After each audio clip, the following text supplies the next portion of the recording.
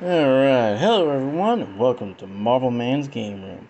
Today we're going to be taking a look at the Sugerman Build-A-Figure, Marvel Legends, Age of Apocalypse, Sunfire, Wildchild, and Morph.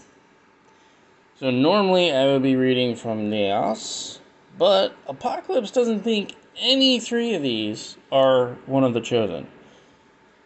So we're just going to jump right into it. Alright, so first we'll do Wildchild, because he's the one that can't really stand all too well, because I don't have a stand for him. So Wildchild has this kind of head that looks like this. So Wildchild is the only one of these three that has an accessory. He has a chain, because Sabretooth usually holds him on this chain, and then releases him to attack, because Wildchild is very, very primitive in the Age of Apocalypse. Like I don't think he can even talk.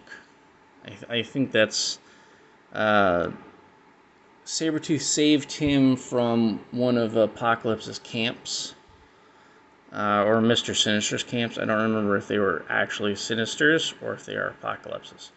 But he saved Wildchild, and then later on he saved Blink, or either way around, I don't remember quite.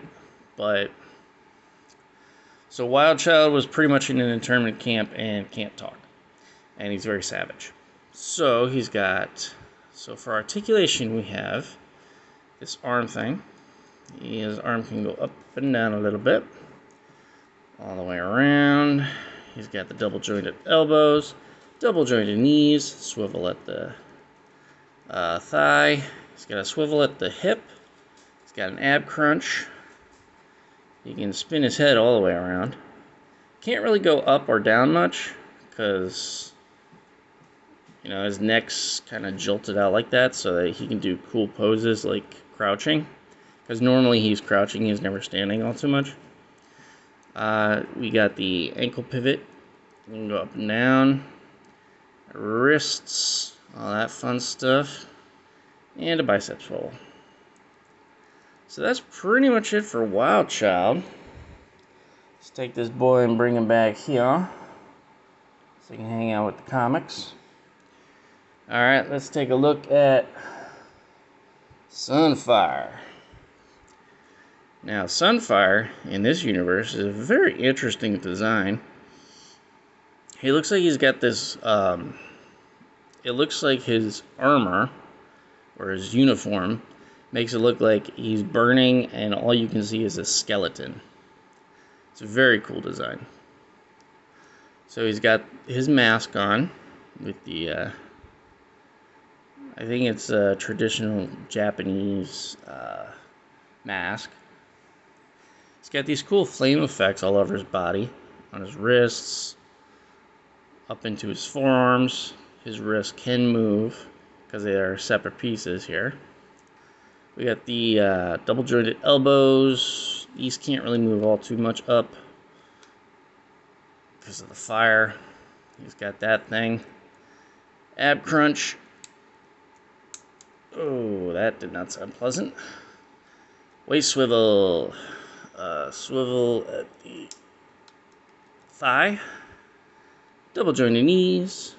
Ankle pivot. Can't really move his head all the way around because of the fire effect. But yeah, that's pretty much Sunfire. A very nice design.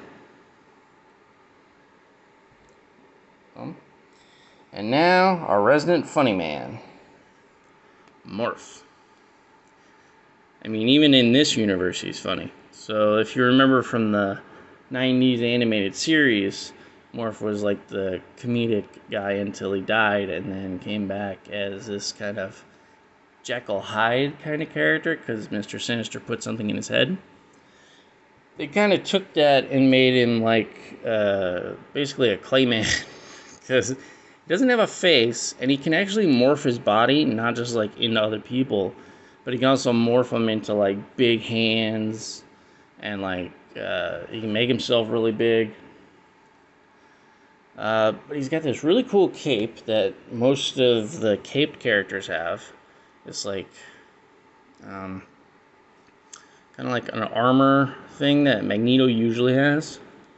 So everybody kind of took cues from Magneto and put this on their cape. So his outfit's kind of bland, but I mean, he's a bland kind of looking kind of character. But that's okay, because he can turn into anybody and he can morph his body into pretty much any shape. So he's got the double jointed elbows, double jointed knees, thigh swivel, waist swivel, ab crunch. Turn his head all the way around because there's nothing blocking it. Arms up, arms down, muscle. Yep, I got some wrist going, ankle pivot. He's got this pivot too. Woohoo! And then his cape kind of can come off. Oh, it can come off. Yeah, it can fully come off if I feel like actually taking it all the way off, but I don't because it looks really good. It's because he's got this little hook in the back there that hooks onto his back. Keeps him on him. But other than that, these three are pretty bland. They are from the first set of Age of Apocalypse figures. So most of them don't have accessories. I think Wolverine was the only, or Weapon X, I should say, is the only one that actually had an accessory, but that was just an extra claw part for his for the hand that didn't have a hand. So, other than that, that's it for those guys. And thank you all for watching. Like, subscribe, and all that fun stuff. And I'll catch you all next time on MARVELMan'Z Game Room. Peace.